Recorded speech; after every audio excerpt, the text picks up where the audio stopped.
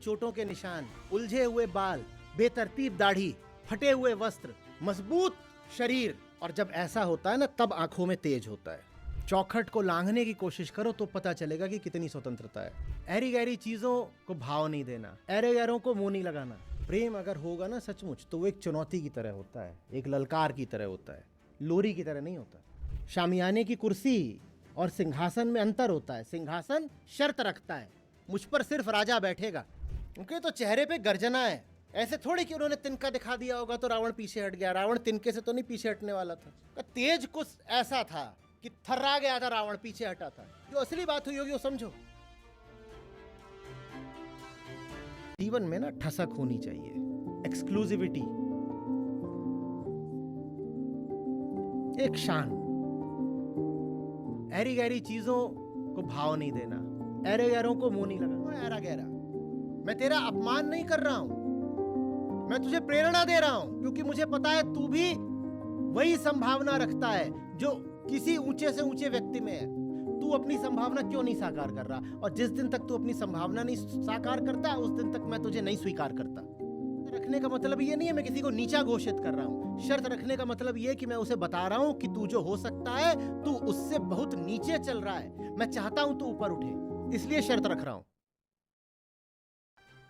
आप स्वतंत्र हो ये आपको पता ही कैसे चलेगा?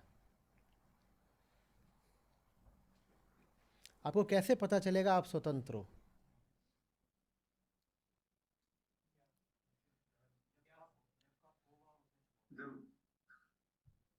आपका दिल कितना स्वतंत्र है बीमारी से, उसके लिए एक चीज कराते हैं, उसको बोलते हैं स्ट्रेस ईसीजी।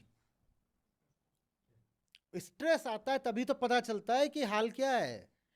आप कुछ स्ट्रेस ही नहीं ला रहे हो जीवन में, तो आपको पता क्या चलेगा आपका हाल क्या है? बहुत सारे लोग सिर्फ इसलिए मरते हैं क्योंकि उनकी जिंदगी में कोई स्ट्रेसफुल फिजिकल एक्टिविटी होती ही नहीं है, तो उनको भीतरी बीमारियां लगी होती हैं, वो एकदम लास्ट स्टेज तक पहुंच जाती हैं। लेकिन आप अपने शरीर से काम ही बस 10% कैपेसिटी का ले रहे हो, तो अगर बीमारी ने आपकी 80% भी कैपेसिटी खा ली है, तो आपका शरीर तो काम करता रहेगा, आपको पता ही नहीं चलेगा। आप बात समझ रहे हो? लेकिन जो अपने शरीर से 80% काम ले रहा हो, उसको बीमारी का तुरंत पता चल जाता है। नहीं तो हो सकता है आपको फेफड़ों का कैंसर हो और आपको बिल्कुल अंत में आके पता चले, क्योंकि सांस तो आपकी चल रही थी, चल रही थी, चल रही थी। सांस रुकनी तब शुरू हुई जब फेफड़ा पूरा जा चुका था। लेकिन अगर आप रोज सुबह दौड़ते थे 5 किलोमीटर, तो फेफड़ों का कैंसर तुरंत पकड़ में आ जाएगा, एकदम शुरू में ही पकड़ में आ जाएगा, क्योंकि वो दौड़ने में बाधा देने लगेगा। आप कितने स्वतंत्र हो? स्वतंत्र से मैं यहां पर स्वास्थ्य को, स्वस्थ होने को समानार्थी ले रहा हूं। आप कितने स्वतंत्र हो पता तो तब चलेगा ना, जब आप बेड़ियों को चुनौती दोगे। जो चुनौती नहीं दे रहा उसे पता क्या? मैंने एक बार कहा था, अपनी मर्जी से चल रहे हो तो रुक कर दिखाओ। आपके चलने में स्वतंत्रता कितनी है अभी पता चल जाएगा, रुक कर दिखा दीजिए। कुछ जरा अलग तो करो जिंदगी में, कुछ लेकर के तो आओ जिसमें कुछ प्रयोग हो, परीक्षण हो, बात को घिसा जाए।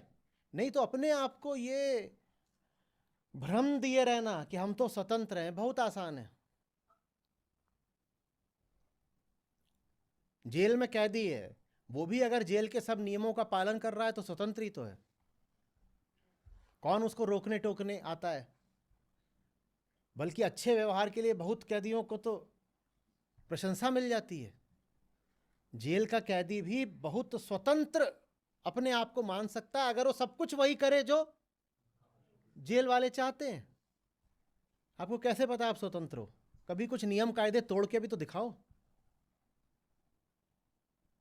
जब तोड़ने लगोगे बेटा तो पता चलेगा कि ये तो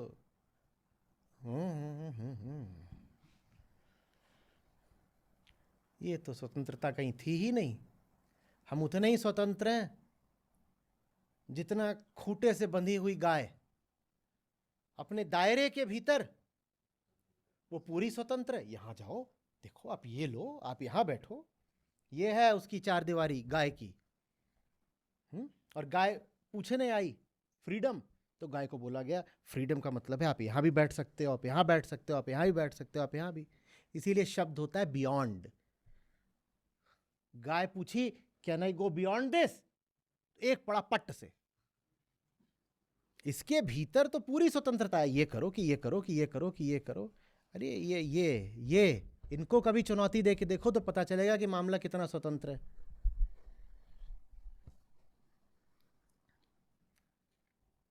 विशेषकर महिलाओं के लिए मैं हेनरी किप्सन का डॉल्स हाउस इसीलिए बोलता हूं पढ़ने को। जब तक आप अपने दायरे के भीतर हैं आप ऐसे ही रहोगे जैसे आप, वाह वाह वाह बहुत बढ़िया, आजाद भी हैं और एप्पल ऑफ एवरीबडीज आई, ये बहुत बढ़िया बहुत बढ़िया। जिस दिन थोड़ा वो चौखट को लांघने की कोशिश करो तो पता चलेगा कि कितनी स्वतंत्रता है।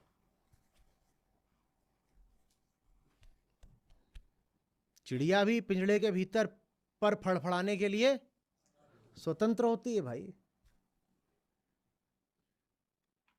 बियॉन्ड ये शब्द है, बियॉन्ड, अतीत, आगे आगे। सबसे सुंदर शब्द है ये बियॉन्ड। बियॉन्ड कुछ दिखे पूछो व्हाट्स, इसी से प्यार होना चाहिए। कुछ सामने आए जितना अच्छा हो वो, उससे पूछो इससे और अच्छा क्या है। यही आत्मा की तलाश है। आत्मा की तलाश का मतलब ही होता है जो सामने है उस पे नहीं अटकना है, पूछो इससे और अच्छा क्या है। This is good, now what lies beyond this.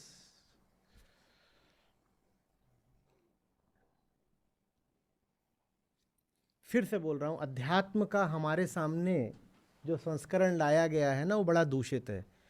कुछ बातें जो हमें बोल दी जाती हैं, उदाहरण के लिए एक्सेप्ट व्हाट इज, ये सब अध्यात्म के बिल्कुल विपरीत बातें हैं। अध्यात्म का तो मतलब ही होता है कि नेवर नेवर एक्सेप्ट, क्योंकि जो है वो तो आपको पता है ना, आपकी ही दूषित अवस्था की छाया मात्र है। आपने उसको अगर स्वीकार कर लिया तो माने अपने दूषित हालत को स्वीकार कर लिया, नहीं। निरंतर नकार, नकार हो ही नहीं सकता अगर जो सामने है जैसी अपनी स्थिति है उसको ही स्वीकार कर लिया तो। ऋषि सब स्वीकार कर लेते तो नीति नीति कौन करने आता? फिर तो कहते जो है वही ठीक, काय नीति नीति काटना काय के लिए।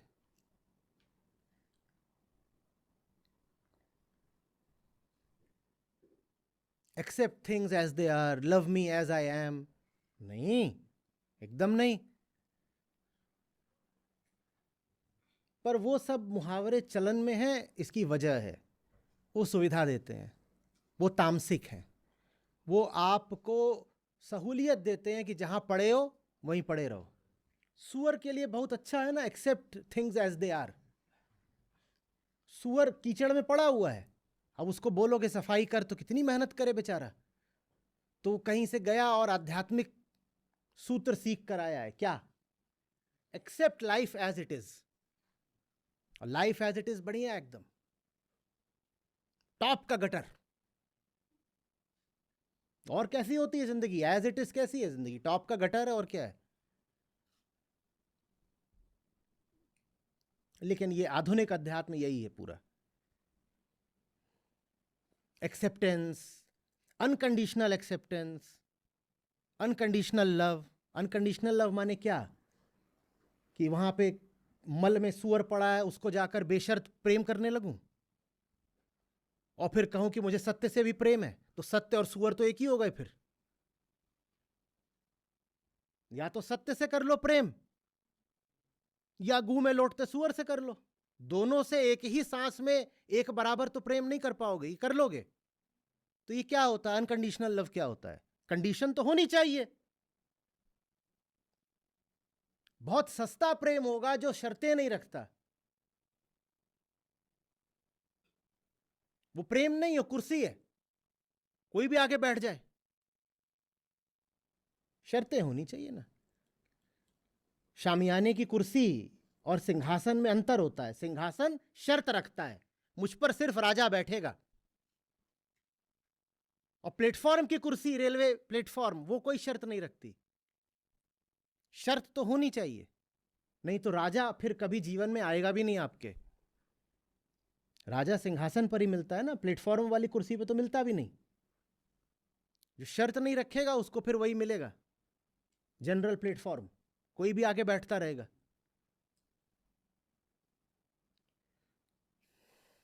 थोड़ा जीवन में ना ठसक होनी चाहिए, एक्सक्लूसिविटी, एक शान।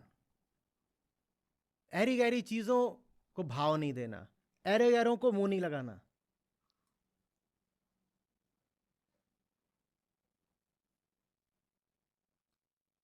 तू क्यों है ऐरा गैरा?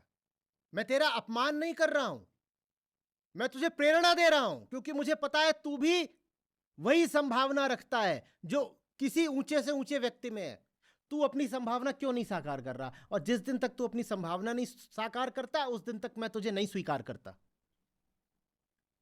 शर्त रखने का मतलब ये नहीं है मैं किसी को नीचा घोषित कर रहा हूं। शर्त रखने का मतलब ये कि मैं उसे बता रहा हूं कि तू जो हो सकता है, तू उससे बहुत नीचे चल रहा है। मैं चाहता हूं तू ऊपर उठे, इसलिए शर्त रख रहा हूं।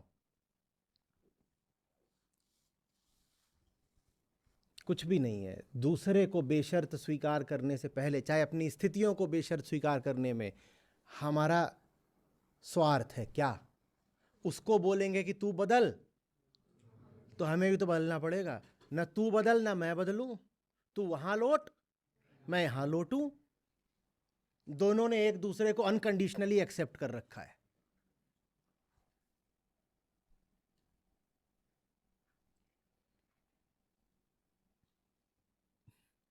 प्रेम अगर होगा ना सचमुच, तो वो एक चुनौती की तरह होता है, एक ललकार की तरह होता है, लोरी की तरह नहीं होता। हमारा प्रेम नशीली लोरी होता है, कोई जगर आओ उसको भी सुला दे, और बड़े हम खुश होते हैं कि देखो क्या मीठी लोरी है, एकदम सो जाते हैं हम। प्रेम वो जो सोते हुए को उठा दे। क्या ललकार मारी, उठ गए बिल्कुल। अब आया ना जिंदगी में प्रेम, पर ऐसा प्रेम बड़ा मुश्किल है। चाहिए किसको? सो रहे थे, बिस्तर से गिर पड़े, ललकार मार दी। ललकार उधर से, चीत्कार इधर से। लोरी वाला ठीक रहता है, तुम गाओ मैं सो जाऊं, सुख सपनों में खो जाऊं। कुछ आ रही है बात समझ में?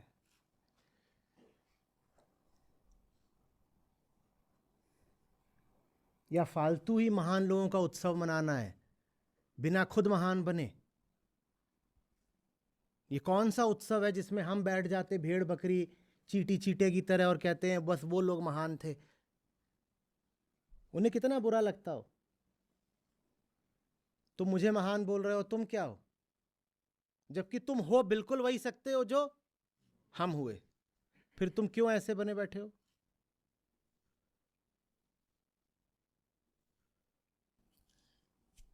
जब जीवन को चुनौती दिए बिना स्वयं को स्वतंत्र मान लिया जाता है,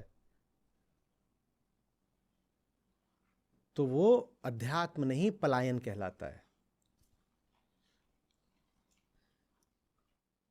पलायन में आप भोग नहीं रहे होते हो क्योंकि भोगने की आपकी औकात ही नहीं है। और अध्यात्म में आप में पूरी क्षमता होती है, जीवन की हर चुनौती से संघर्ष को आप तैयार हो। आप जीते हो, आप जीतते हो, और जीतने के बाद कहते हो नहीं भोगना। दोनों चीजों में बहुत अंतर है ना। एक इसलिए नहीं भोग रहा क्योंकि उसके भोगने की कभी बारी ही नहीं आई, और एक इसलिए नहीं भोग रहा क्योंकि उसे भोगने की जरूरत नहीं है। एक नहीं भोग रहा क्योंकि भोगने की पात्रता नहीं है, योग्यता नहीं है, और दूसरा नहीं भोग रहा क्योंकि उसे भोगने की जरूरत नहीं है। कह रहा है बाहर 6 फुट की चीज है, भीतर 6.5 फुट की चीज है, काय को भोगूं? और अध्यात्म ने बहुत आकर्षित किया है ऐसों को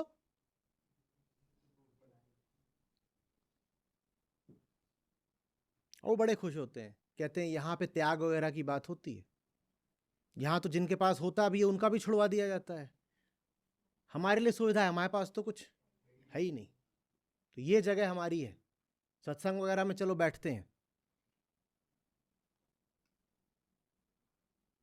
ऐसे नहीं।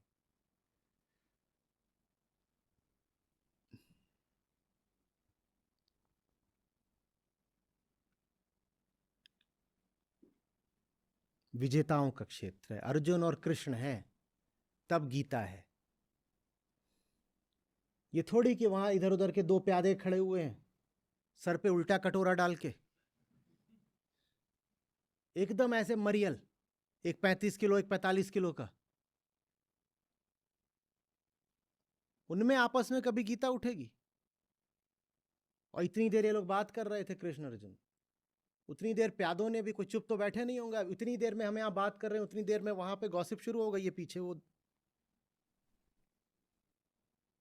प्यादों का काम यही है, गीता चल भी रही है उनका अपना चलता है रामायण, कुछ और।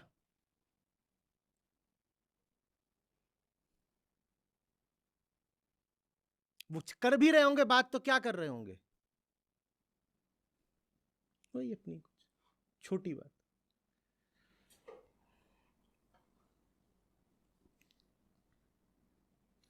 अध्यात्म भी बड़े योद्धाओं के लिए होता है, बड़ी लड़ाई उठाइए तब जाकर के आप गीता को दिल से महसूस कर पाएंगे। जिंदगी में उतनी बड़ी अगर कोई लड़ाई नहीं है जितनी अर्जुन के सामने है, तो गीता आपको किसी दूसरे की बात लगेगी, किसी दूसरे के संदर्भ में किसी दूसरे से कही गई बात, फिर लगेगा ही नहीं कि ये मेरी तो जिंदगी और बात मुझसे ही तो कही जा रही है।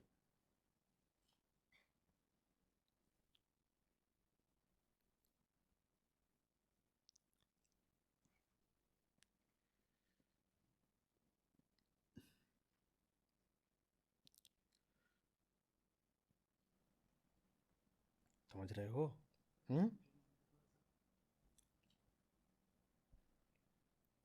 हटेगा। बताइए।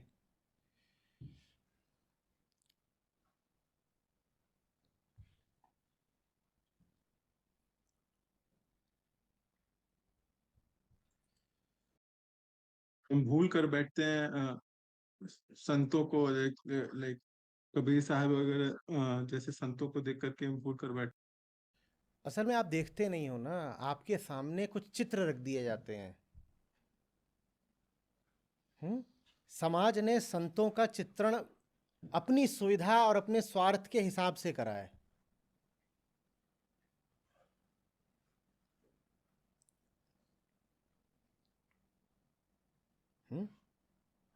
आप किसी दुकान में जाइएगा जहां मालिक सिख हो, वहां निश्चित रूप से गुरु नानक साहब का वहां पे चित्र लगा होगा, और ये बहुत अच्छी बात है। पर आप उसमें देखिएगा कि आशीर्वाद की मुद्रा में उनका हाथ कैसे दिखाया है।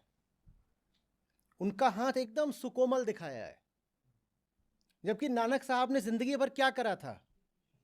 यात्राएं करी थी, और यात्राओं से वापस आते थे तो क्या करते थे? खेती करते थे। किसान के हाथ देखिए कैसे होते हैं। लेकिन अगर हमने दिखा दिया कि ये आदमी कितना कर्मठ था, कितना जुझारू था, कितना मेहनती था, तो फिर हमें भी, तो हम उनका हाथ ऐसे दिखाते हैं जैसे बच्चे का कोमल सुकोमल हाथ हो।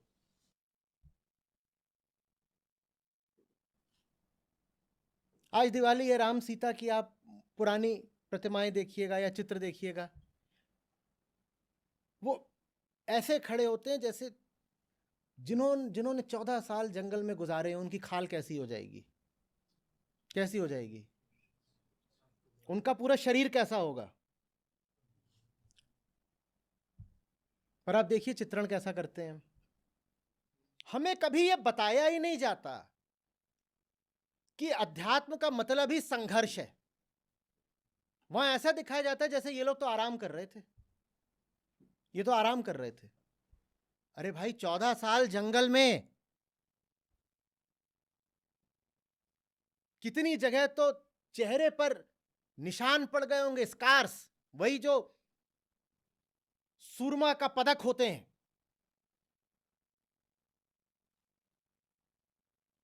वो कभी दिखाए गए आज तक?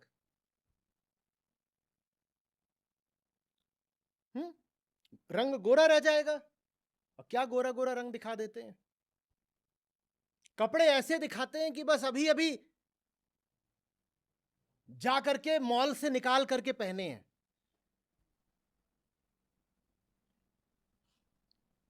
जो जंगल में भटक रहे हैं उनके वस्त्र कैसे होंगे? कभी दिखाए गए? तो हमें पता नहीं चलने पाता ना कि अध्यात्म का मतलब ही संघर्ष होता है। आपको दिखाया जाता कि देखिए सीता जी कैसे संघर्ष कर रही हैं, तो महिलाओं में भी कुछ संघर्ष का भाव आता। आपको सीता जी का संघर्ष कभी दिखाया ही नहीं जाता। आपको दिखाया जाता वो सुकोमल बस खड़ी आशीर्वाद भर देने को। उनके तो चेहरे पे गर्जना है। ऐसे थोड़ी कि उन्होंने तिनका दिखा दिया होगा तो रावण पीछे हट गया। रावण तिनके से तो नहीं पीछे हटने वाला था। तेज कुछ ऐसा था कि थर्रा गया था, रावण पीछे हटा था। जो असली बात हुई होगी वो समझो। कुछ बात रही होगी ना कि इतने दिन वहां पे रही और रावण हाथ नहीं लगाने पाया। तो 14 बरस की वनवासिनी स्त्री है, उन्होंने तेज अपना जागृत करा है। वो तेज हमें कभी दिखाया जाता है? और तो और छोड़ दीजिए, कभी आप देखिएगा, आप बस कृष्ण अर्जुन लिख के आप अभी गूगल कर लीजिए, इमेजेस लिख दीजिए, उसमें अर्जुन ऐसे आते हैं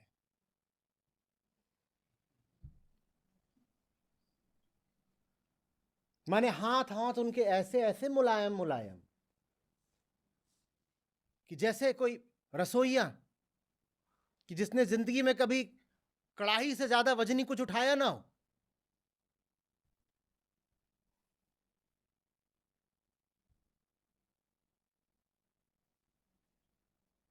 और वहां उनकी प्रत्यंचा की टंकार, और कृष्ण उनको क्या बोल रहे, महाबाहो। और महाबाहो के बाहु देखिएगा जो हमारी प्रतिमाएं रहती हैं उनमें कैसे रहते हैं। हमें यह जानने ही नहीं दिया जाता कि यह मामला मजबूत लोगों का है। तो हमारी कमजोरी को ठिकाना मिल जाता है, हम छुपे रह जाते हैं। सबके चेहरे ऐसे ऐसे, अब बस यही तो कर रहे थे उस जिंदगी में, तभी तो इतना कुछ कर पाए। अब बुद्ध 12 साल जब तक जिए तब तक भटकते रहे, लेकिन आपको दिखाया क्या जाएगा हमेशा कि बैठे हुए हैं। और बैठना तो छोड़ दो, लेटे हुए हैं। जैसे विष्णु की शेषनाग वाली मुद्रा दिखाई जाती है, बिल्कुल वैसे ही है कि बुद्ध भी ऐसे लेटे। अरे लेटने का कब मौका मिलता था? पर जिन लोगों की जिंदगी लेटे लेटे गुजर रही है वो यही देखना चाहते हैं कि बुद्ध भी लेटे हुए थे। कभी बुद्ध का संघर्ष दिखाया? कभी उस आदमी का तड़पता हुआ चेहरा दिखाया? और बुद्ध बहुत तड़पे थे, पर हमें बुद्ध का तड़पता चेहरा कभी दिखाया नहीं जाता। दिखाया जाता है, ये गड़बड़ है ना।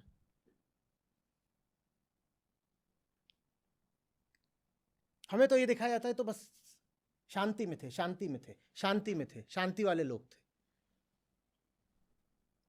एक छवि पकड़ ली है शांत, और बस साफ साफ शांत।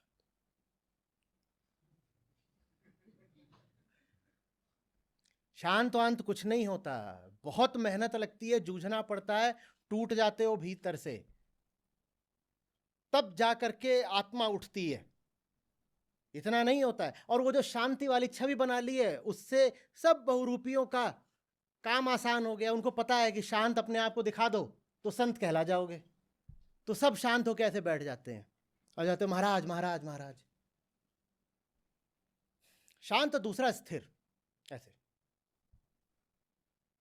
मेरे पीछे पड़े हुए हैं, बोलते हैं ये पांव क्यों हिलाते हैं बात करते वक्त। इससे पता चलता है कि इनका चित्त भी स्थिर नहीं है।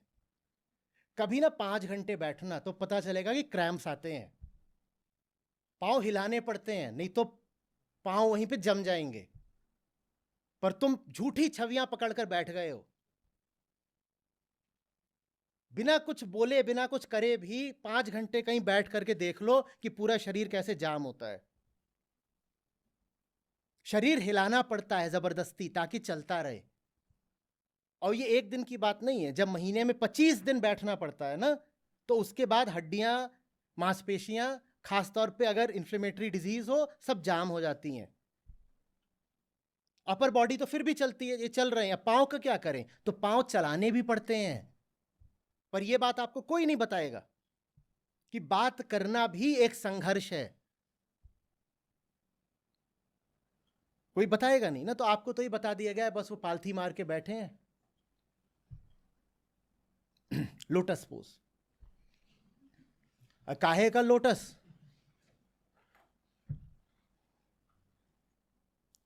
सच्चाई खुरदुरी होती है, और सच्चाई की खुदराहट से ना हमारी खाल छिल जाएगी। तो हमें सच्चाई एकदम कोमल करके दिखा दी जाती है, क्योंकि हम देखना चाहते हैं वैसे ही।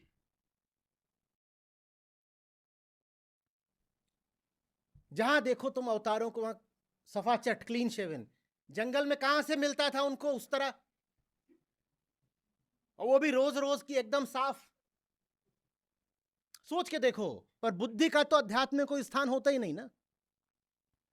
आपको उनकी असली शक्ल दिखा दी जाए तो अब सोचिए सचमुच कैसी होगी। उनके व्यक्तित्व के एक एक तत्व में उनके संघर्ष की गाथा होगी। चेहरे पर चोटों के निशान, उलझे हुए बाल, बेतरतीब दाढ़ी, फटे हुए वस्त्र, मजबूत शरीर। और जब ऐसा होता है ना, तब आंखों में तेज होता है।